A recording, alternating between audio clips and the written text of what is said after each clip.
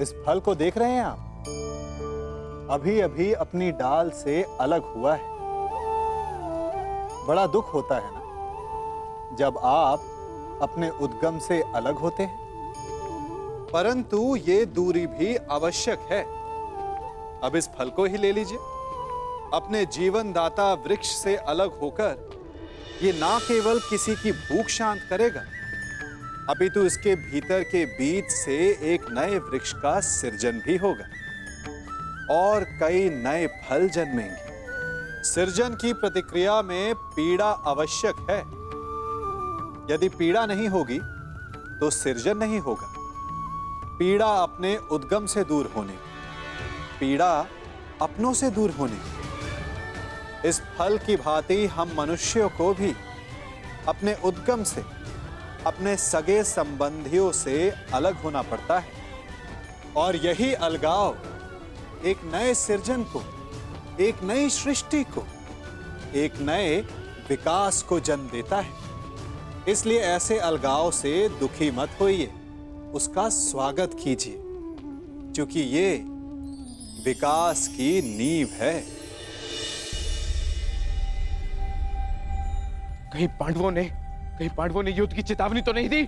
आक्रमण की चेतावनी नहीं,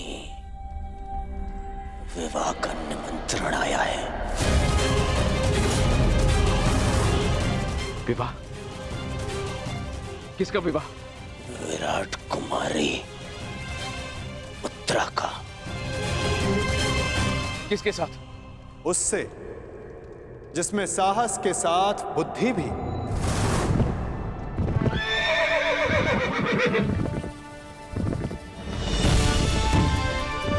उसके हाथों में पर्वतों का बल है, जिसकी गति में पवन सा वेग है।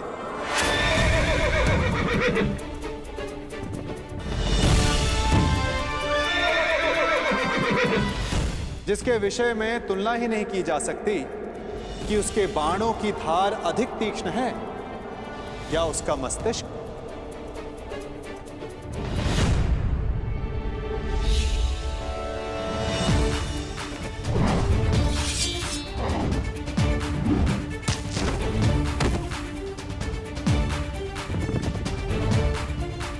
जो नर है, परंतु उसमें सिंह सी शक्ति, जिसे शत्रुओं को देखने के लिए नेत्रों की आवश्यकता नहीं।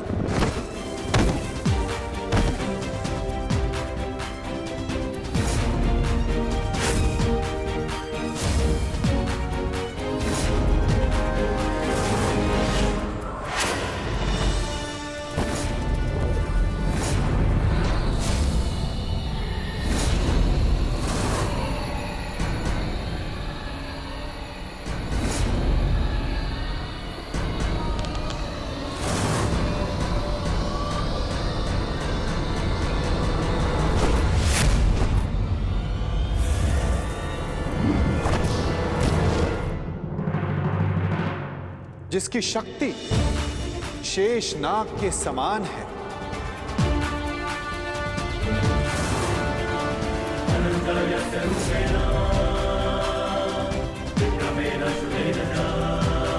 जिसके कौशल के समक्ष बड़े से बड़ा योद्धा झुक जाता है।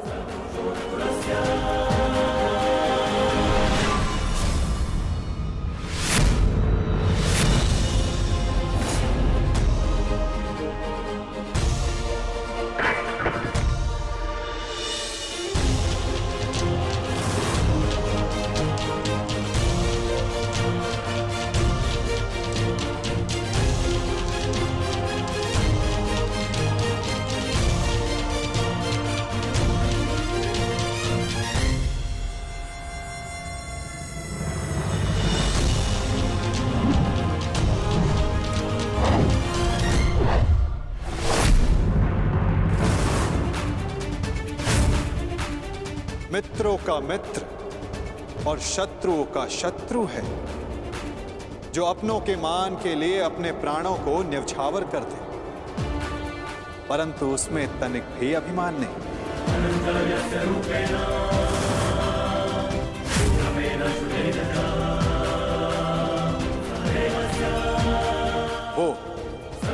जिसे दाऊ और मैंने स्वयं शिक्षा दी, जो कुरुकुल का सूर्य है, वो है सुभद्रा और अर्जुन का पुत्र अभिमन्यु।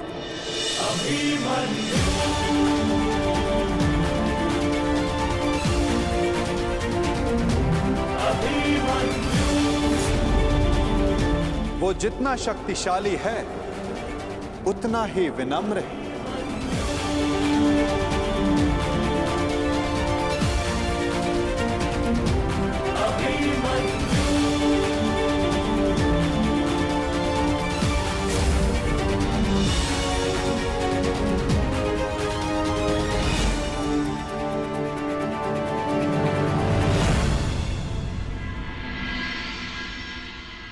हे ईश्वर, इतना बड़ा सौभाग्य, महान धनुर्धर अर्जुन के पुत्र अभिमन्यु का विवाह मेरी पुत्री उत्तरा से। मैं धन्य हुआ वासुदेव। स्वप्न में भी नहीं सोचा था कि मैं महाशक्तिशाली पांडवों का समधी बनूंगा। आज मुझसे अधिक कोई सौभाग्यशाली नहीं। भाग्यशाली तो मैं हूं विराटराज। उत्तरा मेरी शिष्य रह चुकी, इतनी कुशल, प्रतिभावान, पुत्र वधु पाकर मेरा भाग्य उदित हो गया।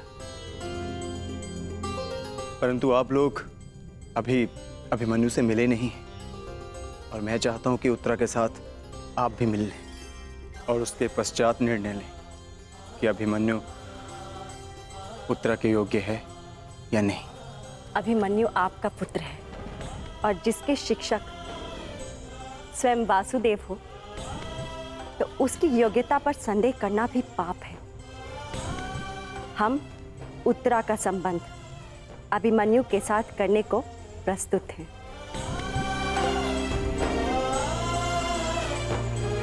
और आपका क्या निर्णय? बधाई हो विराटराज, अब आप पांडवों के समधी हुए।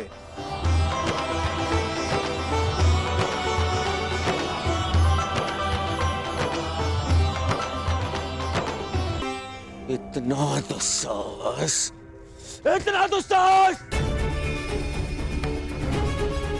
पहले आओ दिया, और अब उसमें नमक छिड़क रहे हैं। हम यहाँ युद्ध का आह्वान कर रहे हैं, और वो ये विवाह का निमंत्रण भेज रहे हैं।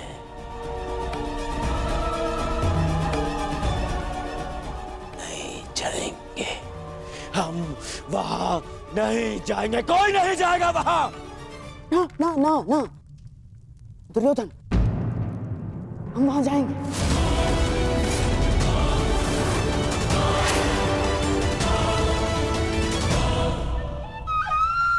महाराज, मेरा मत है कि हमें वहां जाना चाहिए। युद्ध और संधि अपने स्थान पर है, और संबंध अपने स्थान पर है महाराज। कुरुवंश के अगली पीढ़ी का पहला विवाह है ये, और हमें निमंत्रण भी आया है। हमें जाना चाहिए महाराज। हाँ?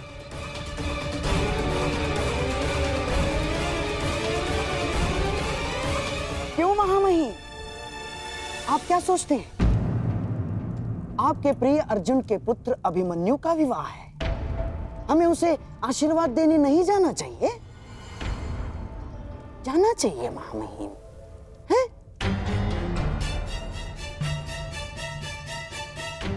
क्यों अंगराज, क्या एक पीढ़ी के बैर का दंड अगली पीढ़ी को देना क्या न्यायोचित है?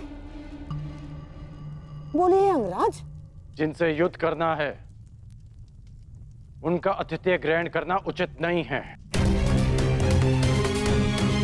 महाराज, यदि हम पांडवों के अतिथि बने तो वो ये संकेत देगा कि हम उनसे भयभीत हो गए हैं। ना ना ना ना ना ना, अपितु इस निमंत्रण को स्वीकार नहीं किया तो संदेश जाएगा कि हम उनसे भयभीत हैं। हैं महाराज।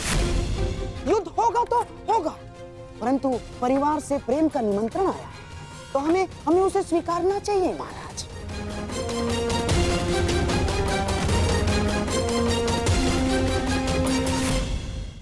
तनिक सोचिए महाराज, पांडु आपके भाई थे और देवी कुंती अभी भी हस्तिनापुर में निवास करती है, तो क्या हम उनसे अपने पौत्र के विवाह में सम्मिलित होने का अधिकार छीन सकते हैं महाराज? देवी कुंती के लिए हमें इस विवाह में अवश्य जाना होगा महाराज।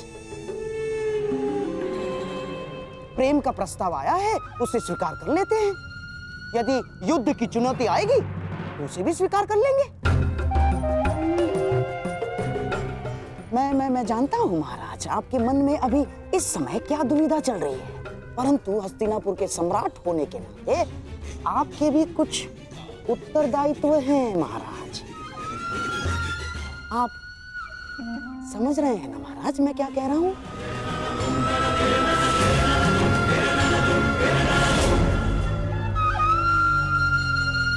तो ठीक है, हम इस विवाह में अवश्य जाएंगे।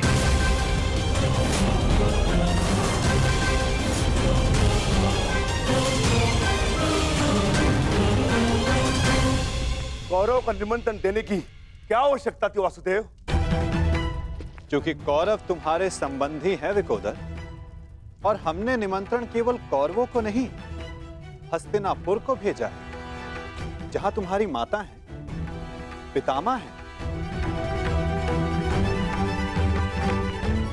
इतने वर्षों के पश्चात भी भीम को अपने क्रोध पर नियंत्रण करना नहीं आया। मैं अपने अनुज की ओर से आपसे क्षमा चाहता हूं वासुदेव, परंतु मेरे भी मन में यही प्रश्न है कि कौरवों को निमंत्रण क्यों? और अब भी मेरा उत्तर वही रहेगा युधिष्ठिर, कि कौरव तुम्हारे संबंधी हैं। पूछने का कोई लाभ नहीं ज्येष्ठ। माधव को यदि नहीं बताना है तो वो नहीं बताएंगे, परंतु मुझे विश्वास है माधव ने जो भी निर्णय लिया होगा हमारे हित में ही लिया होगा, क्योंकि माधव की आंखें भविष्य देख सकती हैं। यदि विश्वास है पार्थ, तो आगे बढ़ो, विवाह की तैयारी करो, क्योंकि समय कम है और कार्य अधिक शेष है।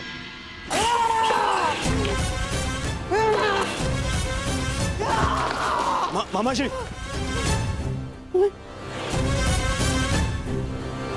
तुम्हें क्या लगता है ये निमंत्रण मैंने बड़े आनंद से स्वीकार किया है? हैं? ये लगता है तुम्हें? मेरे मन से पूछो, मेरी आंखों में देखो दुर्योधन, तुम्हें उत्तर मिल जाएगा। कितना बड़ा अपमान है ये निमंत्रण मेरे लिए, ये निमंत्रण। परंतु यदि इतना बड़ा अपमान था मामाश्री, तो निमंत्रण स्वीकार क्यों किया मामाश्री? क्योंकि एक अपमान का उत्तर देने के लिए अपमान को स्वीकारना पड़ता है दुर्योधन। ये विवाह, ये संबंध, ये निमंत्रण मेरे लिए उस कृष्ण का प्रहार है दुर्योधन, प्रहार, बड़ा दुखदायी प्रहार है, और उस प्रहार का उत्तर देने मुझे जाना होगा दुर्योधन, और मैं जाऊंगा। तुम खड़े क्यों हो? तुम बैठो, मैं जाऊंगा, मैं जाऊंगा। मैं कुछ समझ नहीं पा रहा हूं मामाश्री। उस छलिए ने मुझे हरा दिया दुर्योधन, मैं हार गया। हमने दिग्विजय करके उन्हें मित्र विहीन कर दिया। द्वारका में महाबली बलराम के साथ संधि करके हमने उन्हें आशा विहीन कर दिया, परंतु उस छलिया ने एक ही क्षण में पांडवों को वो सब कुछ दे दिया जो हमने उनसे छीना था दुर्योधन। इस विवाह से उस वासुदेव ने उन पांडवों को राज्य, मित्र, आशा सब कुछ दे दिया, सब कुछ दे दिया दुर्योधन।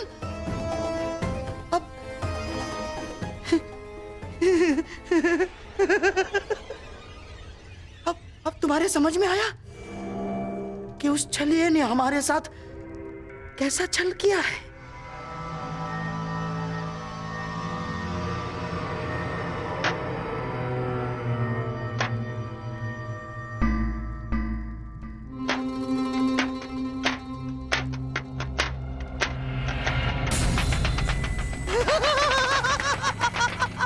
साम ताम दंड भेद युक्ति कपट छल कुचक्र षड्यंत्र, कुछ भी प्रयोग करके मैंने इस विवाह को अपशकुन न बनाया तो मेरा भी नाम शकुन ही नहीं।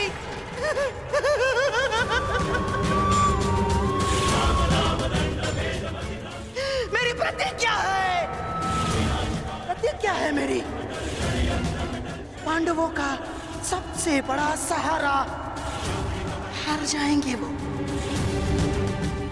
उस छलिए को शकुनी का उत्तर मिलेगा दुर्योधन, इसी विवाह में मिलेगा।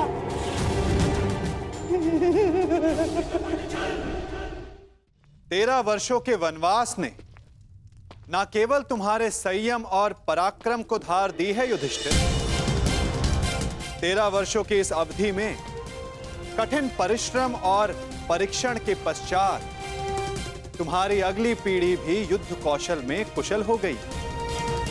अब तुम सबका वनवास पूर्ण हुआ, अब समय आ गया है अपने वनवास रूप तपस्या का फल पाने का, और वो फल है तुम सबके पुत्र।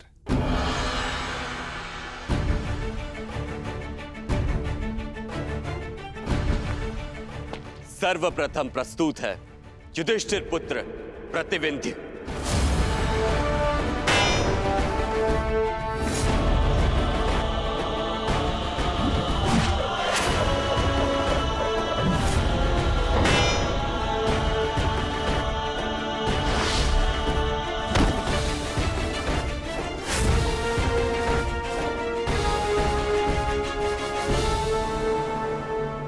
अब प्रस्तुत है भीमपुत्र सुत्सोम।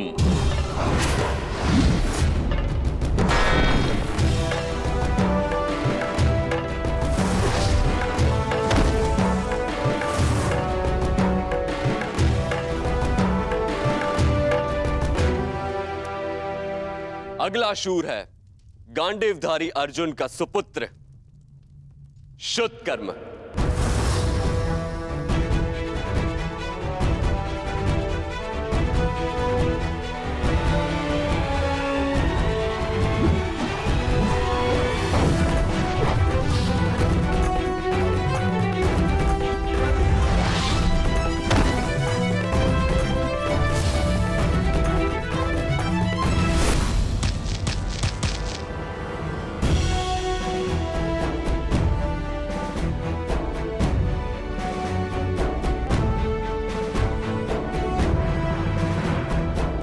और अंत में नकुल पुत्र शतनिक और सहदेव पुत्र शुद्धसेन।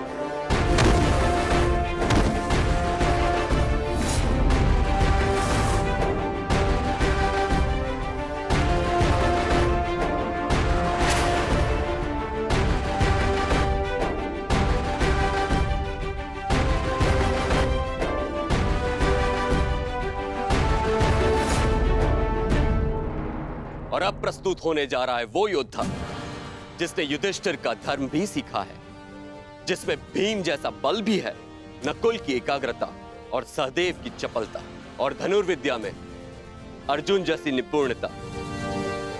वो है अर्जुन पुत्र महायोद्धा अभिमन्यु।